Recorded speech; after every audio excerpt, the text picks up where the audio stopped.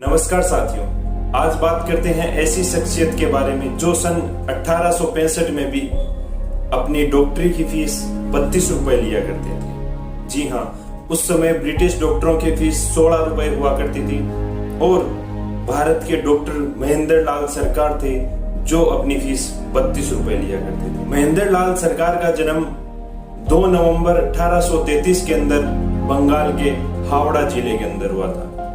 कम उम्र के अंदर ही उन्होंने अपने माता पिता को खो दिया। जब वो 5 साल के थे तब उनके पिता देवलोक गमन चले गए और उसके बाद उनकी माता ने उनके मामा के यहाँ जाकर उनका भरण पोषण किया और जब वह 9 साल के थे तो उनकी माता जी भी उनको छोड़ के चली गई। उसके बाद उनका भरण पोषण उनके मामा द्वारा ही किया गया।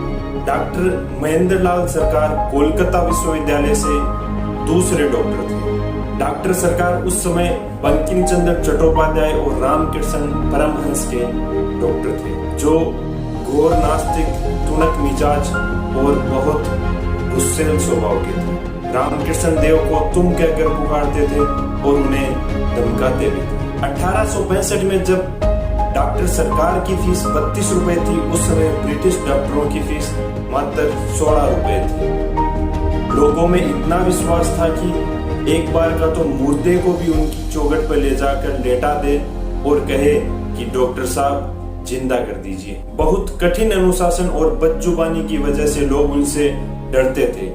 अमीरों से पूरी फीस वसूलते थे और गरीबों का मुफ्त में इलाज करते थे। डॉक्टर सरकार होम्योपैथी का खूब मजाक उड़ाते थे, लेकिन उन्हें अचानक से लगा कि होम्योपैथी बहुत ही कारगर है, तो फिर होम्योपैथ डॉक्टर बन गए, लेकिन फीस वही 32 रुपए। डॉक्टर सरकार इस पृथ्वी पर अपना सब कुछ न्योछावर करने आए थे।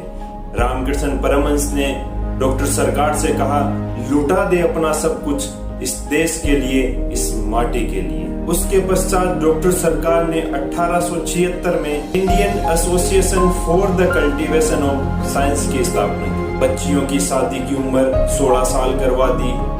असम में चाय के श्रमिकों के लिए संघर्ष किया, औरतों का मुफ्त में इलाज करने। जब रामकृष्ण परमहंस के कैंसर का पता डॉक्टर सरकार को चला तो वह पागलों जैसे करने लगे और ज्यादा आक्रामक हो गए और फिर वो दक्षिणेश्वर पहुंचे और परमहंस से कहने लगे कि तुम आजकल परमहंसगिरी ज्यादा करने लगे, कुछ नहीं होगा। चेकअप के दौरान डॉक्टर सरकार परमहंस की जीभ पकड़कर खींचने लगे। लोगों ने बोला कि रामकृष्ण को दर्द हो रहा है, लेकिन डॉक्टर सरकार ने उनकी जीभ बिल्कुल नहीं छोड़ी। रामकृष्ण के चेहरे पर एक स्वर्गीय मुस्कान थी और उनके मुंह से शब्द निकले, जब एक गाय की जीभ खींचोगे तो दर्द तो होगा ही। डॉक्टर सरकार घंटों तक रामकृष्ण परमहंस के पास बैठे रहते थे और उन्हें कहते रहते थे कि तुम सिर्फ मुझसे ही बातें करो। तो रामकृष्ण परमहंस उन्हें यह भी वापस कहते थे कि डॉक्टर सरकार, तुम नास्तिक हो तो फिर मेरे पास क्यों आते हो? फिर डॉक्टर सरकार बोलते कि तुम मुझे ज्ञान मत दो, और फिर वो रामकृष्ण परमहंस के चेहरे की तरफ टकटकी लगाए हुए देखते रहते। रामकृष्ण देव के देहांत की खबर सुनकर डॉक्टर सरकार तुरंत पहुंचे, लेकिन उनकी आंखों में एक भी आंसू की बूंद नहीं थी। शायद आंसू की बूंद आने से उनका जो कठोर स्वभाव था वो सबके सामने फीका पड़ जाता। डॉक्टर सरकार ने बोला, रामकृष्ण के साथ फोटो निकलवानी है, 10 रुपए का चंदा मेरी तरफ से। डॉक्टर सरकार पूरी तरह टूटकर बिखर चुके। रामकृष्ण देव डॉक्टर सरकार के लिए बोलते थे, जिद्दी है लेकिन खाटी इंसान। डॉक्टर सरकार 1904 में पृथ्वी पर अपना कार्यकाल पूरा करके रामकृष्ण परमहंस की शरण में चले गए। आनंद लोक मंगल लोक में विराज रहे हैं सत्य सुंदर। आज के इस वीडियो में इतना ही।